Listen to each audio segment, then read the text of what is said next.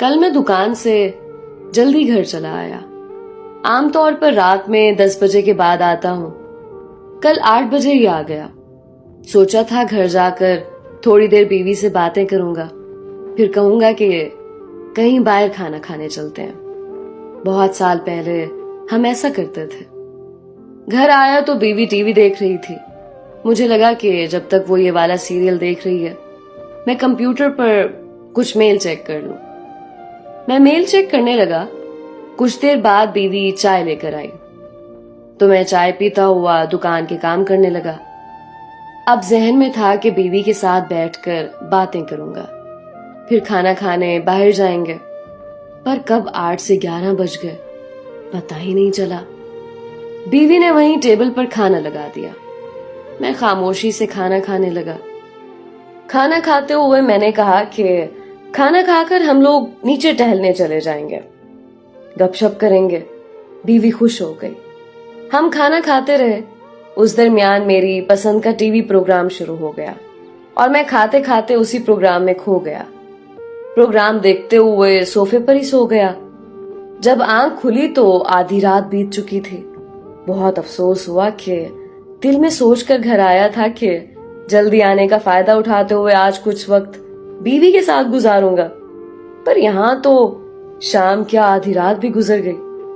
ایسا ہی ہوتا ہے زندگی میں. ہم سوچتے کچھ ہیں, ہوتا کچھ ہے. ہم سوچتے ہیں کہ ایک دن ہم جی لیں گے, پر ہم کبھی نہیں جیتے. ہم سوچتے ہیں کہ ایک دن یہ کر لیں گے, پر نہیں کر پاتے. آدھی رات کو صوفے سے اٹھا, ہاتھ منہ دھو کر بستر پر آیا تو بیوی سارا دن کے کام کاج سے تھکی ہوئی سو گئی تھی. میں خاموشی سے بیڈ روم میں کرسی پر بیٹھ کر کچھ سوچنے لگا.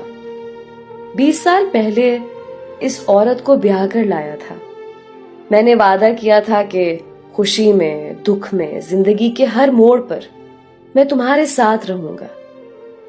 پر یہ کیسا ساتھ؟ میں صبح جاگتا ہوں اور اپنے کام میں مصروف ہو جاتا ہوں. وہ صبح جاگتی ہے, میرے لیے چائے بناتی ہے. چائے پی کر میں اخبار کی دنیا سے جڑ جاتا ہوں. وہ میرے اور بچوں کے لیے ناشتہ تیار کرتی ہے. پھر ہم گھر کے امور کے بارے میں تھوڑی بہت بات کرتے ہیں. میں دکان پر جانے کے لیے تیار ہوتا ہوں. وہ گھر اور بچوں کے کاموں میں مشغول ہو جاتی ہے. پھر ہم دونوں اپنے کاموں میں لگ جاتے ہیں. میں ایک بار دکان چلا گیا تو اسی بات میں اپنی شان سمجھتا ہوں کہ میرے بغیر میری دکان کا کام نہیں چلتا. وہ اپنا کام کر کے رات کے کھانے کی تیاری کرتی ہے. دیر رات میں گھر آتا ہوں اور کھانا کھاتے ہوئے ہی نڈھال ہو جاتا ہوں. ایک مکمل دن خرچ ہو جاتا ہے. جینے کی امنگ میں وہ سیدھی سادی عورت مجھ سے کبھی شکایت نہیں کرتی. کیوں نہیں کرتی میں نہیں جانتا, پر مجھے خود سے شکایت ہے.